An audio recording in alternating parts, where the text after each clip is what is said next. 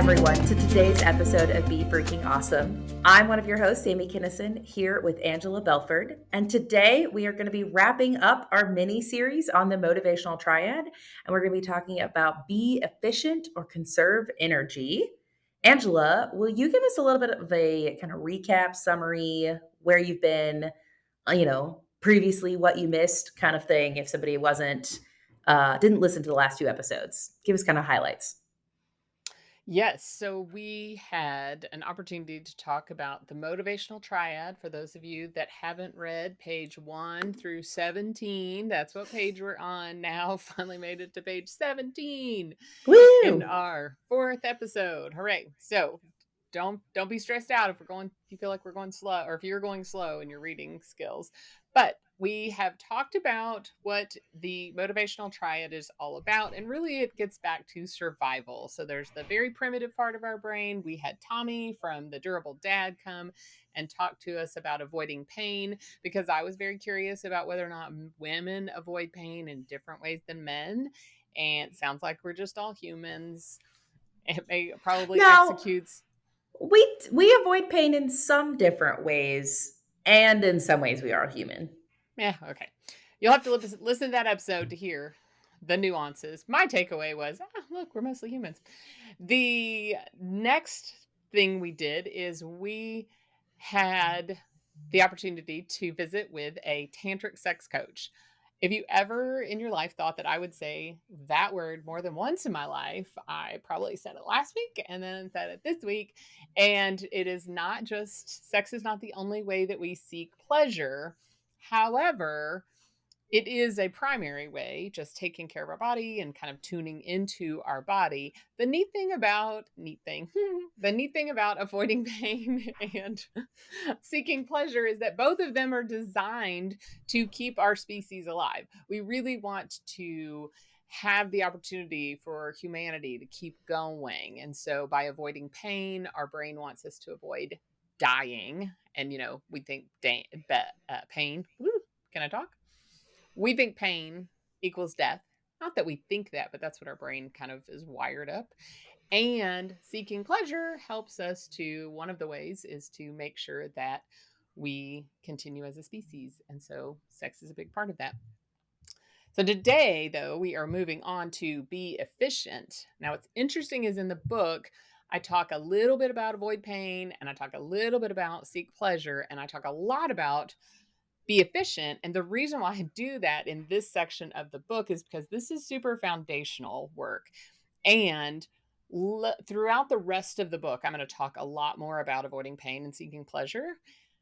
A lot more. And I'm not going to talk as much about the be efficient. So this is the chance where I kind of took and expounded on that. And even still, later on in this episode, we're going to tell a story that got cut. As those of you that have ever written anything or created anything, there is a lot of stuff that ends up on the air quotes editing room floor. So we're going to talk about that too. Well, and I think that, the items that ended up on the editing room floor, which if you don't know the reference is really about, I think it goes back to newspapers when you were editing things and things would get literally physically cut with scissors out of the newspaper before it was printed and thrown on the floor. But all of that floor content is perfect for us here, podcasts, where we get to just dive in deep and have more conversation about any particular topic. Okay, so your journalism is showing. Those of you that don't know, Sami has a communication degree and an ad PR degree, which at the University of Arkansas is in the journalism school. I thought that the editing room floor was actually related to film. And back when they were cutting things out of films, and we were just talking about the other day that we miss having DVDs and they would have all those bonus scenes on there. So I didn't know that it started with the newspaper. Well, look at us learning some new stuff. Yeah, and watch, somebody's going to follow up and let us know. Actually, it started with this other thing. Hey, I'm always here to learn something new and a change, learn new facts to change what I thought I knew. So not a opposition over here to, not opposed to, not an opposition. That's a weird way to say that. We're on a track record for weird ways to say that. We are definitely being efficient here with our communication, the opposite of that right now. But we will dive in. So tell us more about, what does this mean? Be efficient, conserve energy. Yeah.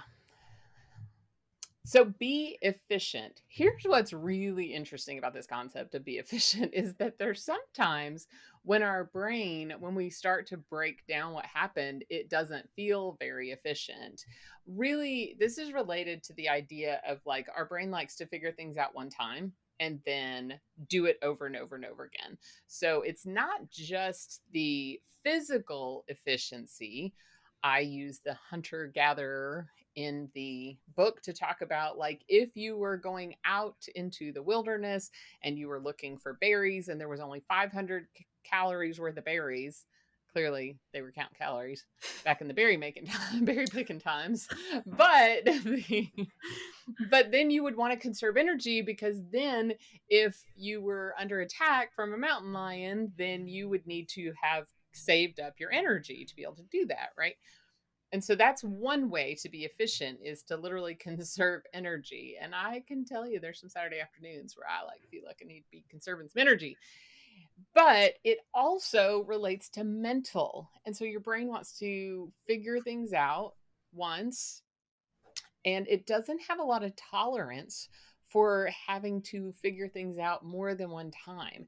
And if you think about the idea of success is it's like really you have to try things more than one time to find the best possible way to do things. Your brain is kind of fighting you and just being like, no, no, no, we found a way. Like, I don't care if it takes duct tape and baling wire.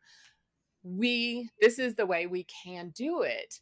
And I think that actually Sammy and I both have kind of a pet peeve. We absolutely love when we are going to work with a client and we ask them, why do you do this thing? And they say, oh, Sammy, your favorite phrase. I can't even say it. I can't even let those words come out of my mouth. You'll have to tell everybody what it is. That's how we've always done it. I have okay, so I have a really crazy story about this. I went into a client one time and I wasn't meaning to go in to like on an efficiency hunt necessarily on the hunter gatherer, berry. I wasn't hunting for berries, but I would ask them what the process was, and they would.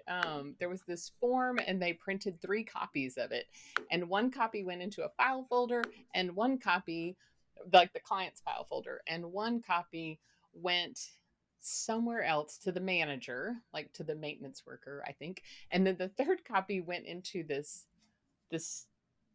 shelf. And I go, well, what happens when the shelf gets full? Oh, then we put everything on the shelf in the box. Well, what happens when the box gets full? Then we put it in the closet. And then what? Well, where's all those go? Then when do you use those? Never.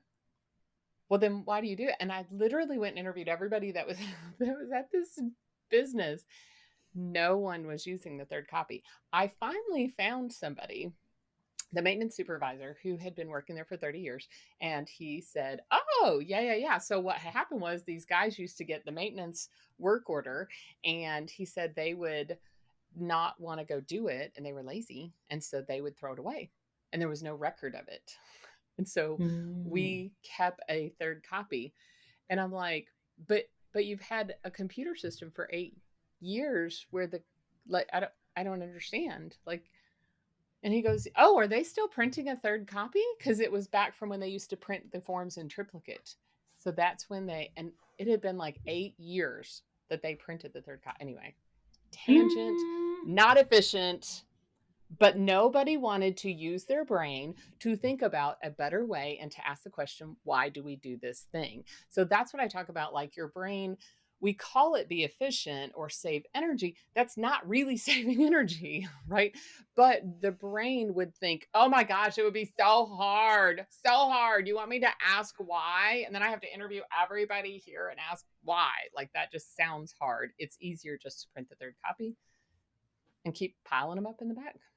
What's interesting, I a different perspective on conserving energy. I am pretty notorious in business for saying things like I love the low impact, no, low effort, high impact tasks. Those are the best things to do, I think. Sometimes it could be like the low hanging fruit or other things like that. But I'm looking for something that is efficient, that is tasks that I can make a big impact on other people without having to exert a lot of effort. I think that that does fall under a be efficient and conserve energy space in our brain. Where it's different is it may not be that I'm doing this because I've always done this. This is what I've done, and this is how I'm going to keep doing it because that's the way that I've always done it. So I think that with all of these things, it is sort of important to note sometimes it is beneficial to your brain and your body and your life to engage in avoiding pain, seeking pleasure, being efficient. And sometimes it is to your detriment to avoid pain, seek pleasure, and be efficient. That Yeah. is absolutely what I'm trying to point. The point I'm trying to make is this is we're naturally wired for survival. Survival is good. Most of us aren't facing threats to our survival. We're not walking outside and having a mountain lion come and run and chase us down. We're not having to go and hunt for berries to be able to meet our needs. One of my favorite little like snippets from the book in this section is the so much pleasure, so little fulfillment. Like we are Mm. trying so hard and there's so many opportunities for us in this time of our life of humanity that we should be doing something beyond survival. I believe that we should live a life. I'm shitting on people. Sorry. I believe that we You know, every now and again, when you say shoulding on people, I'm going to slow down so that people know that we are not an explicit podcast, but you kind of sounded like we might be for a moment. She said shoulding on people, not anything else. We're keeping that E rating off of here, guys. Sorry. I don't mean to should on people. I don't mean to tell them should. I just mean I propose to people. I propose that you want more than survival, that you want to chase your goals. And if you don't want to chase your goals, this is probably not the book for you. Just saying. Personal development in general is Yeah, personal into that. probably not for you. Yeah, because you have to learn new skills and to accomplish goals, you have to grow and change and improve, right? I hope we're preaching to the choir here. People are listening to our podcast. They're like, amen, sister. Yeah, all those people out there not chasing their goals. Can you convince? I will say it is really difficult. Somebody's going to come ask us, can you convince my husband, my friend, my coworker, my father in law that they need to take an examined look at their life? I'm here to tell you, unfortunately, no. We can only do our own work and our own actions. Angela, speaking of our own work and actions, um, what do we Yeah. do with this? What do we do about being efficient? How can we think about this a little bit differently? Well, to think about this a little bit differently, I actually want to introduce a theory. Dun dun Ooh, dun. A theory of hold learning. on. Either dun dun dun or dun dun dun. I have no idea. I guess we'll decide at the end what this is. Anyway, okay, it is the oh man, conscious competence theory of learning. And what the conscious competence theory of learning. Why I want to introduce a theory because there's nothing else that I've found that is not a tongue twister. But there are 4 stages, absolutely 4 stages. Luckily, they have come up with some easier to say names, but I think it's important to hear them in their original format. So we're going to start. And if you think about this in like a circle or a quadrant, and we're going to move around. So, most of us, when we need to grow a skill set, we begin in unconscious incompetence. Another way we say that is ignorance. That means that you may not even realize that you need a skill. For instance, your loved one that you wish they would take an exam in life, they are probably in unconscious incompetence. They're not even aware of how this deficit in their life and living in survival mode and not taking an exam to live is actually to their detriment. You So don't that's step one. know what you don't know. Yes. And so we can't be judgy of people that are in unconscious incompetence. Well, okay, I mean, I guess we We can be, we but I'm gonna can be, it may not be in our best interest in the most loving and kind and grace-filled space. it's probably not But gonna be very effective in persuasion either to come at people with judgment. I'm just saying. The next stage of this is conscious incompetence. So this is the awareness phase. This is the person begins to realize that they have a deficit, but they don't know how to do something.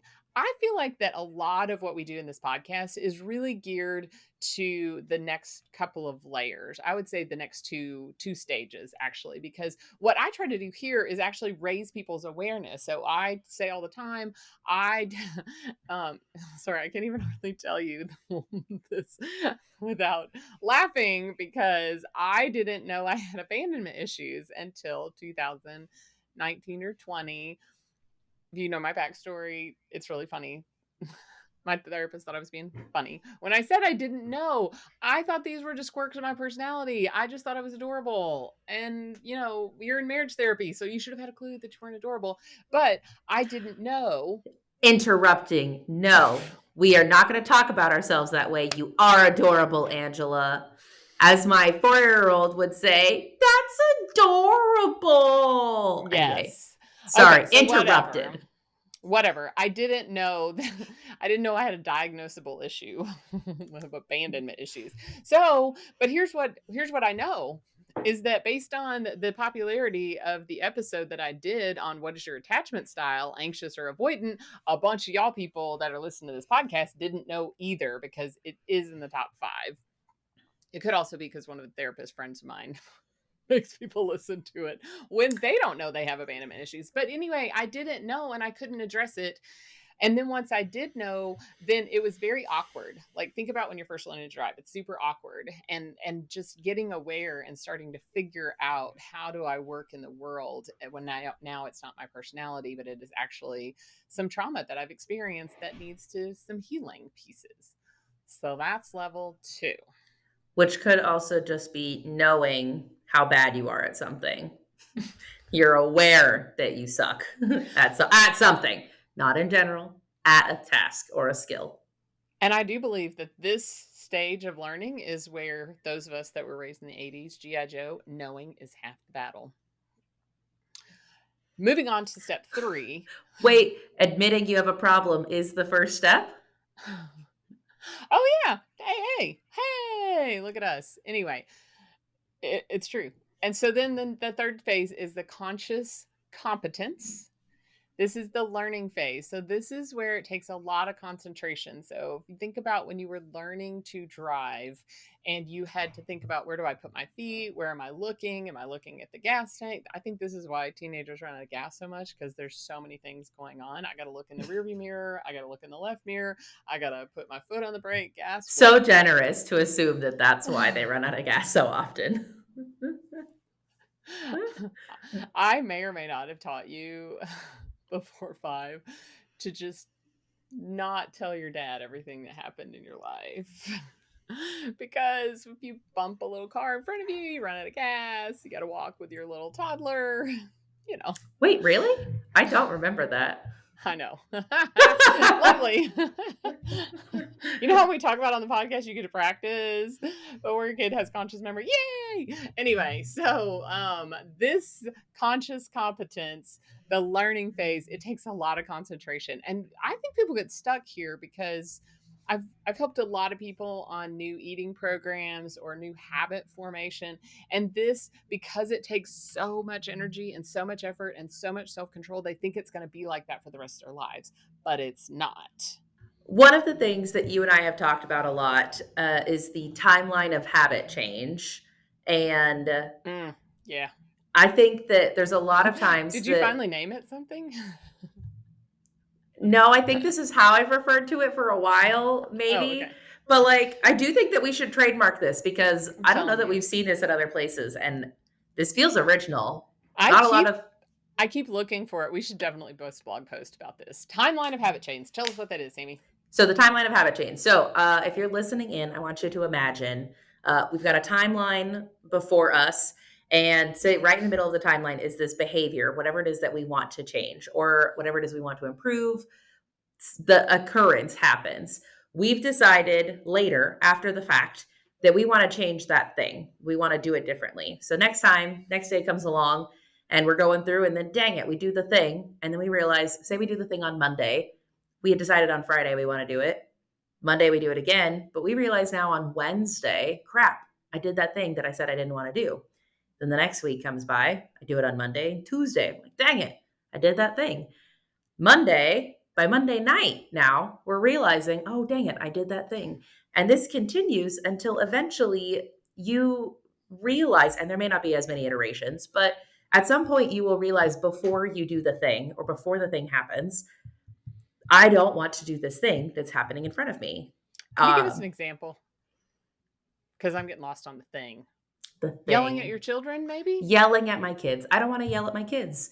I say that I don't want to yell at them. I yell at them every Monday because Mondays are Mondays.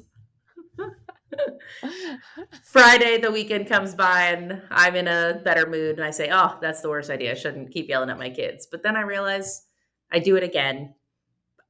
What I want to highlight is the change is that we so often get stuck in I kept doing that thing I decided I didn't want to do. I feel discouraged. Why should I bother trying? And there really is improvement that is happening each time you go through it again. Each time you try the skill and you're a little bit bad. Each time you yell at your kids and you realize sooner, I didn't want to do that. Till eventually, before that trigger, that stimulus, that behavior, whatever it is, you catch yourself and you go, whoop, whoop, I didn't want to yell at my kids. Not going to do that today. I think it could be both negative and positive things. It could be the I don't um, I don't want to yell at my kids, but it could also be I want to be a better communicator. So I then want it's to take a reflect. walk.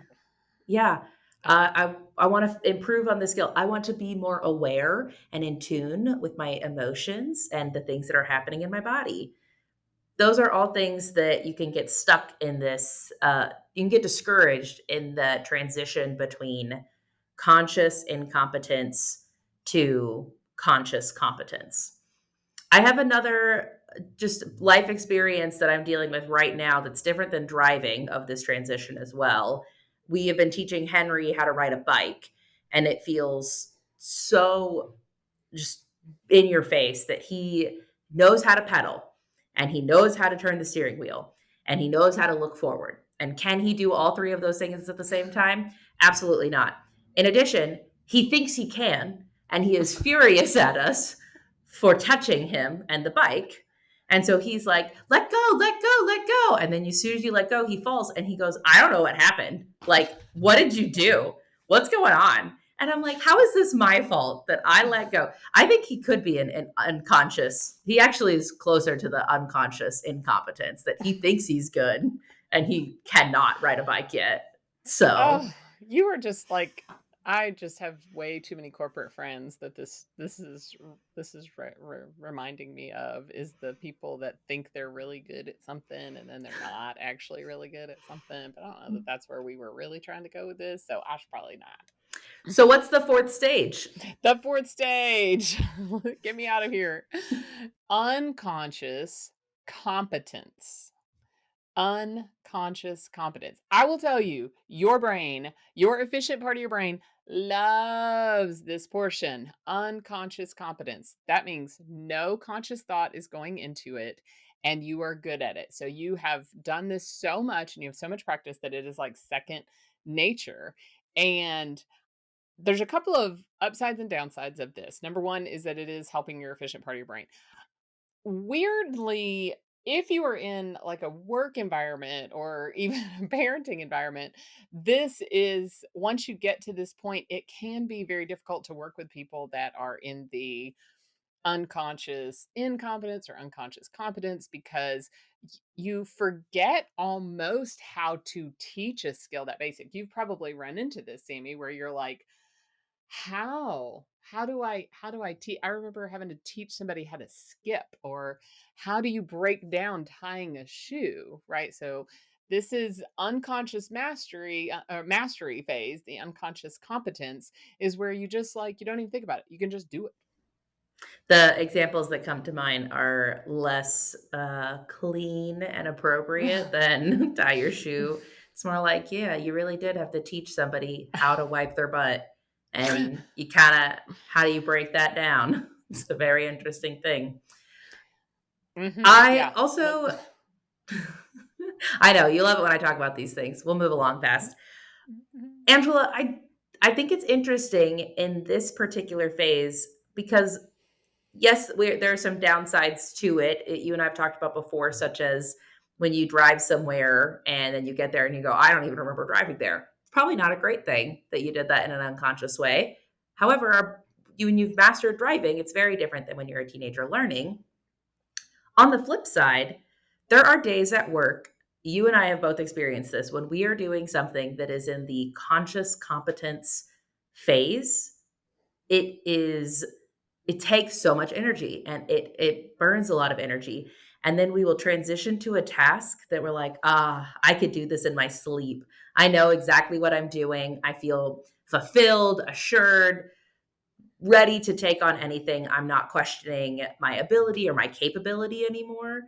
And I can feel really good where I'm at doing this thing. And so there are times that this unconscious competence can be really nice and a nice boost. I think so. I think in addition to that, what I was thinking, if you have any control over when you do tasks in the day, I think being aware of that energy piece of it, because, sometimes people will want to do this, the conscious competence task, the one that they have to put a lot of thought in. And if you're early afternoons are not your jam, like right after lunch, then that's the time when you need to do unconscious competence things, things that you just don't even have to think about. You can just go and do and do. And if you are a early morning person, then you may want to do the things that really take a lot of conscious effort first thing in the morning. If you're not an early morning person, I know that it's interesting to watch, both you and Barry, you have your probably sweet spot of productivity, and like where you guys are just jamming is from like 3 to 6 p.m. And which is a bummer because work is, 9 to 5, you have to pick up kids, and he like is trying to get home. And he has often talked about that it's frustrating because that is like his zone of where he can get a lot of work done in like short amount of time.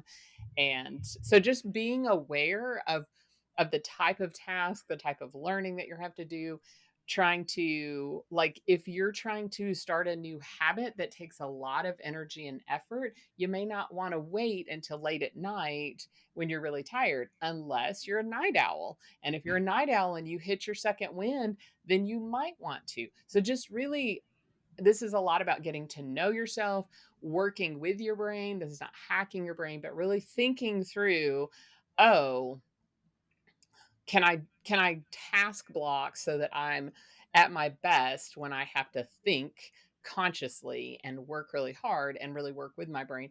And when my brain can do stuff on autopilot, then can I do that at a time that is maybe a little bit lower energy for you? I like that. And it is absolutely true. Barry and I in the office, 4 to 6 p.m. I hesitate to admit this to my boss.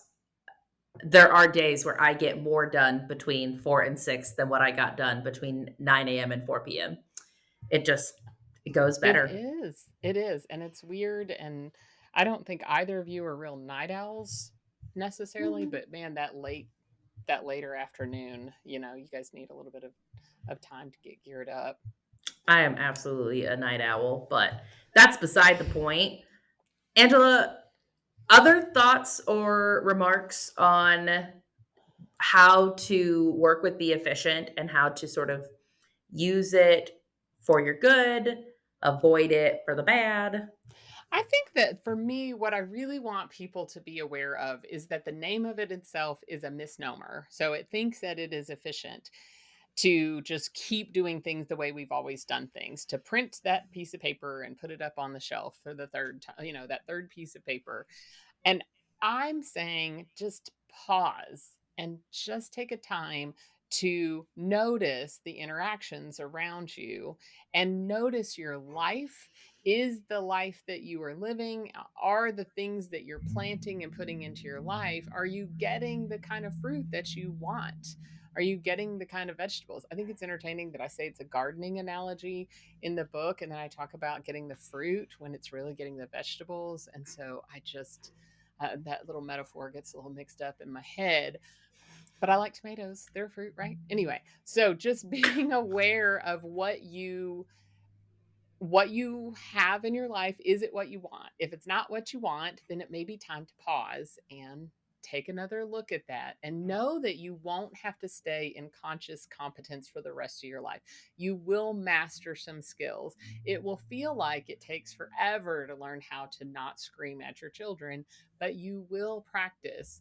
I will also say is that this can be a way to build relationships if you can give other people grace when they are in these seasons of learning. I know that when I can notice that Barry said he wasn't going to do this thing, and then he finally becomes aware of it on Friday, and the next week he becomes aware of it on Wednesday, and then he becomes aware of it on Monday afternoon, and then he stops, or let's be real, or I stop, not yelling. I can celebrate that progress and give people grace rather than, our brain is also like wired for negativity. So we get a little bit fatalistic, like, oh my gosh, it'll never work. It'll never get good at it. You know what I mean? Like sometimes my brain, I just am like, okay, drama much? Like, calm down. So I think that's Sorry, there's a lot of drama in that. man, everybody that's on audio, you should definitely pop over and check out the YouTube version of this. I can see the reels now. Oh boy. I so I think what I think can be helpful maybe are some examples of things that you might not like in your life and ways that you could disrupt that. Because not all of us are printing out a third sheet of paper, but some of us are lonely, and we're not reaching out to friends, and we're not taking any active steps towards that. Some of us are yelling at our kids, and the habit change doesn't just have to be, well, I'm going to muscle through it and not yell at my kids more. Maybe the way to disrupt that is maybe I need therapy, or I need counseling, or there's, what's in the way from me getting there. It doesn't just have to be brute force. Okay, well, I've got to fight against these instincts in my brain. We're encouraging finding tools or resources to help you in these ways. I think if you're unhappy in your job, but you've always been here at this job, you can do something different. Even if you've been at your job for 10, 15, 20 years. I mean, my father-in-law, who thought for sure he was going to be retiring with his company that he had been at for 30 years, quit and left and went to another company after like 33 years. And it was really, really hard for him. And he is so much more satisfied in where he's at. He's doing better mentally, and he's doing better just all around. Even when you think that would be crazy and impossible to change this thing in my life, you can, go bushwhack a new trail, even if the trail has already been, there already is a trail that's paved and, got sidewalk and street lamps. No, go bushwhack a new one if this trail isn't working for you. Are you talking about bushwhacking? Are you talking about neural pathways now? Isn't Because that what this bushwhack, is? yes, it is. I just thought I might, like, you're always telling me, like, what is that metaphor? Like, close the loop. What is that actually? It is easier in our brain. The one that the little path that we've made in our brain for years and years and years is going to be easier. So, but the longer and the more that you walk on that new path of the new thing that you want to do, like, it may feel weird if you're experiencing loneliness. And the reason why we use that as an example so often is because in our coaching we hear it a lot, that people tell it when we talk about their life satisfaction. It's an area that people talk to us about a lot. And it may start with speaking to the cashier when you're checking out, and seeing, oh look, this worked, right? So, and the more you do that, then you will create new neural pathways in your brain, which will then those new neural pathways, when you've used them enough, then it will become efficient and it will become easier than the pathway that is, what did you say, paved? I don't know. Yeah. I also think that even overcoming that sometimes can be overcoming things like anxiety, that what's going to go horrible if I talk to this person. That's another thing that makes this be efficient, I think, really detrimental, is that sometimes my brain translates efficient as safe.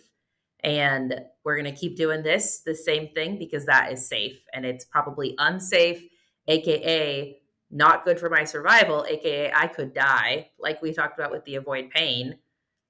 Anything that causes pain could kill me. Sometimes things that are not efficient, my brain fights against it and says the same thing. Hmm. So, Of course, because that's why we're talking the survival part of this motivation. so dialing us back, reminding us at the beginning of the episode, Angela, you teased us a little bit about the things that got cut from the chapter. We then went on our little tangent about the cutting room floor. I want us to come back. Can you I know you have I know you have a story to share that was really, really good. I'm kind of sad that it was cut from the book in this section about conserving energy, and would love to invite you to share with us now. All right, so everybody imagine we're all going to gather around. This is story time with Angela. Get your little cozy hot chocolate, gather around the fire. Well, first of all, I want to give people sort of the secret decoder ring. Those of us that used to get Captain Crunch, and we could look at the box and we could read things, or 3D glasses, whatever. One of the things, the reason why the book is called Traveling Light is because like probably 90 to 95% of the stories are about traveling. That is not because I like to brag on traveling, but that is because my brain, I have to kind of break it out of the normal pattern to kind of notice things. So on our 25th wedding anniversary cruise, we were everybody in our family got to bring a plus one. So there were 8 of us. And we were transitioning from Spain to Gatwick because anybody that flies around Europe knows that you fly into Gatwick, you can go cheap throughout Europe. But then to go international, you have to transfer from, or to go back to the States anyway, you had to go from Gatwick to Heathrow in London. Sorry, I should have started there. But anyway, so that excursion, like we were checking out what it was going to take for us to get, 8 people with their luggage from the last week. And it was going to cost a considerable amount of money, but also more importantly, it was going to cost us about 2.5 hours of time to use public transportation to be able to do that transfer. And so what we figured out is that we could rent 2 cars for just a little bit more, and it would only cost 45 minutes to an hour. That's what I have in my head. I've recently gone back to England, and I don't know that these time frames are right, but that's okay.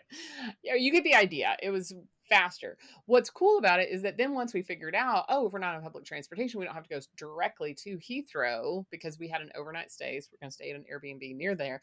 We can actually go back into London, and all 8 of us could hang out together in London. And oh my gosh, lo and behold, the night that we were going to be in London, dun, da, da, I love Westminster Abbey. Could go every single time I go to London. I've been 4 times. Love Westminster Abbey. There was going to be a free organ recital, but we had to get after it. So we get off, we rent the car, all the things, load up all the luggage, divide the people into the cars. I'm going to lead because we have a car. My phone was able to get GPS. And I was supposed to lead, and then the other car wasn't going to have to use their data for GPS because they could just follow. That lasted about two roundabouts, and there was a red light. And I am telling you, I am on the left side of the road. I am driving a 5-speed and going through roundabouts. So roundabouts are not that easy and fun in the United States, but then when you're going the opposite direction and trying to figure out where you're going, I think by the second roundabout I had lost my follow buddy. And I think it took about 6 or 7 roundabouts before I realized, oh my gosh, I was supposed to be leading.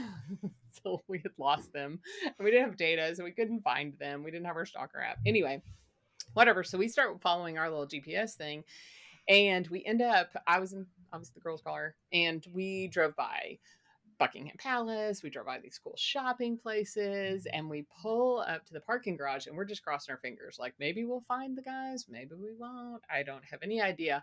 They lost us and then quickly got on data and were able to, because they'd lost us, it took them a minute before they could catch up to the GPS. I think also there was a big time delay. So that was another thing. They ended up driving by down the Thames, and they drove right by Mission Impossible MI6. My husband's a huge Mission Impossible fan. And so we pull up at the same time. The point being is like, the amount of time and effort I had to put into coming out of a roundabout and making sure I was on the correct side of the road and coming out of the right roundabout. I mean, I don't even know. We were slap happy by the time we were standing in line at Westminster, because we're like, oh my gosh, we found everyone. We all made it. And we're talking about what we drove by, and we couldn't figure out how everybody had landed at the same time at the same place, but had driven completely different directions, which is also like a whole life lesson. There's some of the things that some of my stories, I hate they got cut too, because they actually had multiple life lessons that were in there. We ended up at the same place, even though we took completely different paths. Contrast that, just a few months ago, I was able to be in England again. Yes, all of you should be jealous of my life. That is what my goal in life is to be goal setting for you in your empty nest phase of life. But I got to go to England again, and we rented a Jaguar, and it was also a 5-speed. So it was somebody else's car. If you're not familiar with Turo app, Turo, not a sponsor, but a cool app. And it was so much more relaxing. Like, I still had to think, but I didn't have to think as hard. I wasn't keeping 8 people safe, or in my case, like 3 other people safe. It was just very nice. So there was a lot reduced safety issues. There was a lot reduced, there were fewer, we were up in Liverpool, not in London. So there were fewer roundabouts. Anyway, it was very cool to get to experience it and really enjoy the experience of driving on the left side of the road, driving a Jaguar, going to a cool castle, because my brain was just a lot calmer. So the first time that you do something, don't be alarmed if it's just hard. I even went on a tour at the Sazerac House in New Orleans, and they were telling us when you're sampling like bourbon or whiskey or something that's really strong, maybe scotch, I don't know, I don't like scotch, but don't just to take a slug, like take a small drink, let your brain light up that it is, this is dangerous. Think about how bad alcohol, a lot of alcohol would be for you. Let it calm down a minute. Take the second sip, and you can actually taste it, because your brain, which we're going to talk about next week, in fight or flight, will not think that tastes good, because it will feel dangerous to you. So don't be scared if something one time went poorly. I've had people, they're like, oh my gosh, I went to this one place this one time, it was terrible. I'm like, go again, because your brain needs a chance to like calm itself down. Thanks for sharing, Angela. I don't know how you come out of story time. You were the navigator. I was the navigator. Pretty activated on that. It was not necessarily like entertaining. So fun. Oh, this is hilarious. It was like, oh my gosh. Okay, I think we're gonna make it, but maybe we won't. Anyway. Hopefully I'll find my husband someday. Oh, that part I wasn't concerned. Well, I was more concerned he was not going to be able to find me one day, because I wasn't going to have made it there. Survival was definitely what my concern was on that car ride, of the stick in your left hand and clutch and all the things. So all the things. Angela, thanks for this conversation this week, and I hope that you guys enjoyed it and took something away. As always, if you guys have questions, we're always here to listen. Would love to hear what your thoughts are. Would love for you to share with your friends if you thought this was exciting. Hey, maybe use this episode as the little teaser to whoever it is in your family who, really needs to change whatever it is that you think they need to change. Hey, I heard a great podcast. Maybe share a different episode rather than this one where we're calling them out. Until next time, we hope you guys go and have a freaking awesome day.